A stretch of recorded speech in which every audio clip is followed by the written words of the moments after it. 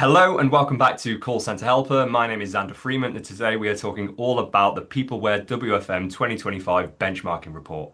I'm delighted to be joined by James Redhead, Head of CX at Peopleware. Hello, James. Hi Xander, nice to be here. Thank you for the intro. Well, thank you for joining me today. It's a really interesting topic that we're going to be discussing. I love WFM, and I think benchmarking reports like this, when you've got so much data behind it as well, provides such an interesting litmus test for exactly where we are at the Yeah. moment, midpoint of 2025. I'm just so excited to get started. Yep, me too. Let's go in. So, first off, let's talk about Peopleware. Obviously, it's a relatively new name to the industry, but the core technology behind it has a huge legacy. Delve into that a little bit. Yeah, sure. So, Peopleware has been around as an organization for 30 years, actually 30 years this year. Mm. But people may know us better, or at least some people may know us better as in Jigsaw. That was our previous name. But we decided to basically consolidate all of our portfolio, services, product portfolio under one unified brand, which is Peopleware. And I have to say the response to that's been really positive. I think people kind of relate to it and it resonates quite well. We're certainly very proud of it. I think it's an exciting opportunity to kind of relaunch, if you will, under that brand, and kind of recognize our 30 years of being a leading WFM provider of software. No, I agree with that. And I think the clue's in the name as well, right? It's Peopleware. Absolutely. And it's, when you've got such a heavy product suite as historically you've had as Yeah. part of previously in Jigsaw, now Peopleware, it makes sense to go with a unified approach. Yeah. Absolutely. It's 100%. So let's delve into the specific report then. What can you tell our audience a little bit of the background behind it first? Yeah, sure. So we wanted to basically create a report that could be valuable to organizations to get a feel for what's going on in the WFM industry. Obviously, with any of these types of reports, key thing around it is trends and understanding trends that are going on, be that operational or technical trends within the industry. Mm. So we surveyed people across 38 countries, 14 industries, which gives us a pretty wide breadth of knowledge and input and distribution. And basically that covered the whole of the WFM cycle from forecasting, scheduling, intraday management, analytics through to employee engagement. So we get touch points across all of those areas and kind of what's important to people, what's working, what's not working. And really, what we wanted to, I guess, surface through this process is giving people insights, us as well, but also those that are consuming the content, Mm. is where are people excelling? Mm. Be that they can see others are excelling in particular areas, and therefore they think, oh yeah, we're doing the same, we're doing really well. People may identify gaps in their process or what they're doing, and that represents an opportunity. Mm. Um, and also, kind of, and we'll talk about this a little later, but how WFM becomes more of a strategic tool, whereas sometimes it can be thought of more as a functional operational tool. Well, I think that's critical as well, right? When we're talking about, like you just said, the sort of strategic role of WFM within the industry. It's almost as much as we talk these days about elevating the wider contact center as part of the Mhm. wider business, when we're talking about specifically from a data perspective, which is so important now when we're moving towards what we're moving to with AI, Yeah, WFM takes on a specific strategic role within that wider contact center, right? it does. Yeah, no, absolutely. And looking at the feedback that we've seen within the report, the benefits of WFM are pretty undeniable. Mm. Some of the stats are pretty staggering. I think it was 99% of respondents were saying how WFM is critical to them personally, but also to their organization and the benefits that it brings. So that's a pretty high number, which is pleasing to see. But equally, of those 99%, 81% were saying that they're seeing it's increasing over time. So whilst it's critical now, they're seeing that it's becoming more and more critical. Yeah, there's, I guess, external influencing factors, cost pressure, drive for efficiency, and all the usual things. But and greater competition within the market, whatever it may be. There's these different pressures, and we all have pressures all of the time, but people are seeing that as a key challenge, and therefore WFM, always trying to do more with less, I guess, helps them to do that. There was three, I guess, standouts within the responses from the respondents. Some of those, less surprising than others, I suppose. So, increased efficiency from using a WFM tool, which is one of the things you'd obviously want to see. Mm, Reduction in planning time.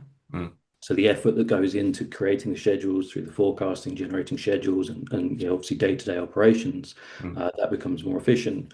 But I guess a really key element of the whole thing is reducing turnover of your staff. So how do you improve staff retention? And again, we'll come on to this a little later around engagement. mm, Um, that obviously has a significant knock-on effect to the organization in terms of your hiring costs, staff engagement, mm, which obviously has an impact on customer satisfaction, customer success. mm. So it all wraps up into being very positive for the organization. Yeah. Uh, Sorry, go on. No, no, no. I was just going to emphasize that point, especially when you look at the sort of economic conditions at the moment as well. Some of the, like you say, the external pressures that Yeah, these contact centers are under. It just emphasizes that sort of human element absolutely. of WFM even more. Yeah, no, absolutely. And I think one of the things that has sort of surfaced, and we're acutely aware of this, is, Mm, and I touched on this earlier, is WFM at times, possibly more historically, but has been seen very much as here's a tool, a functional tool for a team.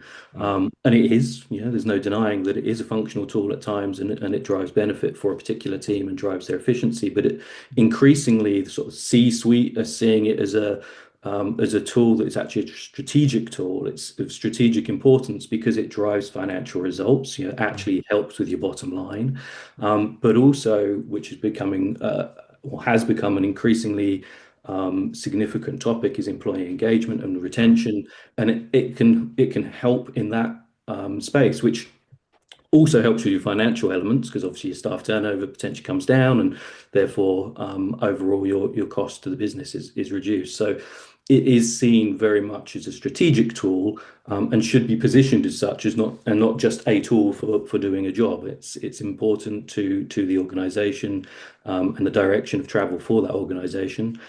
So continued investment in WFM, I think, is a critical thing. I think so, and I think that speaks to the evolving role of WFM professionals within those contact centers as well. Yeah. And then I suppose speaking of sort of ever evolving, let's touch on the sort of distinction these days. If you take it back 5, 10 years, obviously hybrid working wasn't as much of a reality as it is these Hmm. days, post Yep. 2020. Your Yep. report delves into some of that stuff as well, right? It does, yeah, absolutely. Yeah, hybrid working, as you say, that's I won't say new phenomena. It's been around for years, but increasingly has become more and more of a challenge. And one of the things that's come out from the report is employee engagement, which can play a part, obviously, within that hybrid working. Giving a level of flexibility and autonomy to employees to control how they work, where they work, when they work, ultimately aids the organization.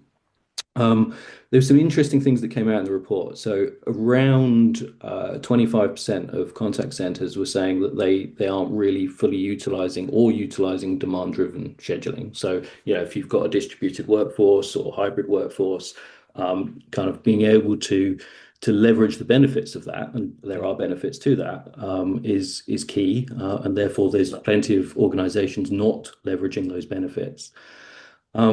But interesting, where there was I guess, quite a big disparity is, around 53% of organizations were saying employee engagement is critical. It's an important component. Mm, But actually, well over half of employees were, frontline employees were saying actually they're not feeling empowered. They're not feeling that they've got that level of engagement. So there's clearly a disconnect between perhaps what organizations or leadership are thinking versus what the frontline workers are feeling. So how that gets addressed is I guess a key component of the overall process. And that's not just technology.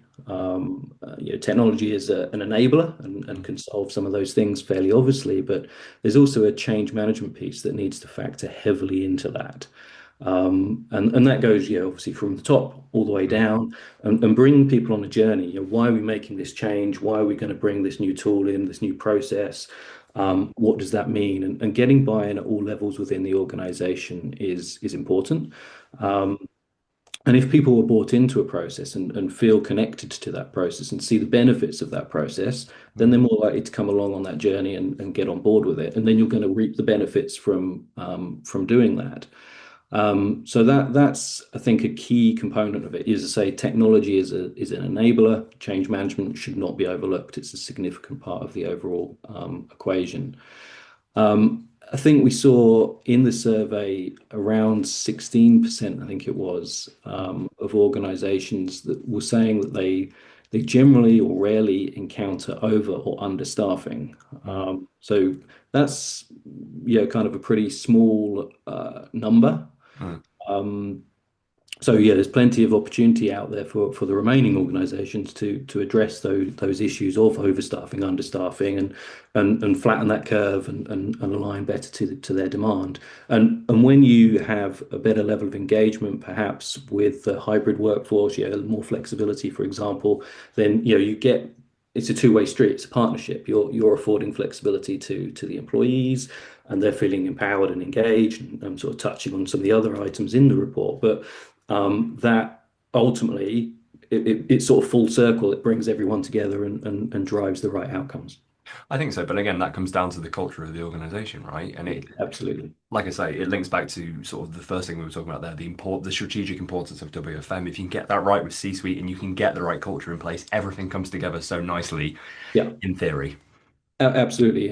I guess it's pretty easy to say, hey, yeah, we want to be employee centric or we want employee empowerment, engagement. It's an easy thing to say, but as you say, culture is key, and actually making that happen within the organization is key. You can't just say it. You've got to live it. You've got to breathe it. Well, like you say, it's about turning intent into action. Absolutely. 100%. Then I suppose then to wrap up then, I've mentioned it briefly to begin with here, but we can't have a conversation about contact centers in 2025 without mentioning AI at some point. Yep. A lot of organizations and tech vendors as well are trying to say, look, the human-centric approach is the right way to take it. Your report does back that up as It well. does. So Yeah. let's delve into that a little bit. Yeah, sure. I mean, obviously, AI is a big topic. You can't really look anywhere without seeing AI, and it's undeniable that it's going to have a significant impact in many industries, and not least the contact center industry. It already is. It's already there. It's already prevalent.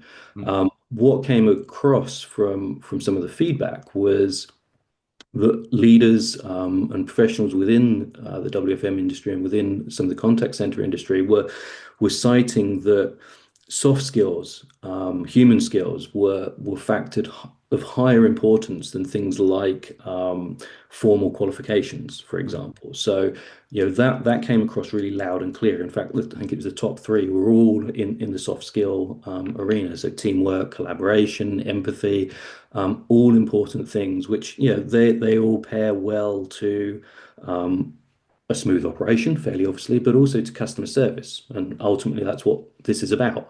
mm, So it's important for those things to be recognized. And I think, AI obviously has its place. It will continue to grow and evolve and find different ways to help the industry and help individuals. Where I guess there's an opportunity is for organizations and moreover individuals to really embrace that, and not only elevate their technical skills but mm. also their sort of human-centric skills, if you will. So being able to embrace the technology is one thing, but being able to be strong in all of those sort of soft skills is absolutely critical. One of the things that struck me from the report is it's not just about artificial intelligence, it's about emotional intelligence as well, right? Absolutely right. Yes. Yeah. I think That's that's a term that doesn't get used very much and probably should be used more than it is. But yeah, the two things obviously need to go hand in hand and work together. AI is not going anywhere, but yeah, we need to embrace it, but we also need to supplement it and it supplement the skills that humans bring to the table. But again, I think that harks back to the ever-evolving role of a WFM professional within the contact center. As Absolutely. much as customer service is always going to be human-centric to a certain degree, WFM within that is just ever more so as Yeah. well. Yeah, no, absolutely. And I think that, within the report, or the report is it's not just data, right? This, Mm, the report has lots of data in it, lots of information. The key is to unlock that data and what's it telling us? What are those trends? Where are the opportunities? What's going on in the industry? So, we're obviously hopeful that people consume the information within that report and the findings and what we've shared within that and what we've extrapolated from that, and hopefully that drives benefits and positive outcomes for anyone consuming that content. 100%. And again, that's where it's so important to get, like you say, you've gone across 38 countries, 14 industries within that as well. That's it. It's so important to learn from what people are doing right in this industry as well. Especially, I always think within WFM too, there's so many lessons to learn from other organizations. And that's where Yeah, reports like this, where it's so much collated data and yeah, then presented in such a digestible way, makes a world yeah. of difference. Yeah, no, absolutely. As you say, it's learning from others and seeing what's going on is important. Not being in a silo is a key part of the overall purpose of this report to open up that information and those insights. 100%. So I think that's all the time we have today. James, thank you so much for joining me on this. If you are interested in some of the things that we've discussed today, you can download the Peopleware report in the link below. James, again, there's so much data in here, but I think thank you so much for like digesting a few small bits and pieces to share to our audience now. I really do recommend giving the report a full read. Great stuff. Thanks, Xander. Appreciate the time.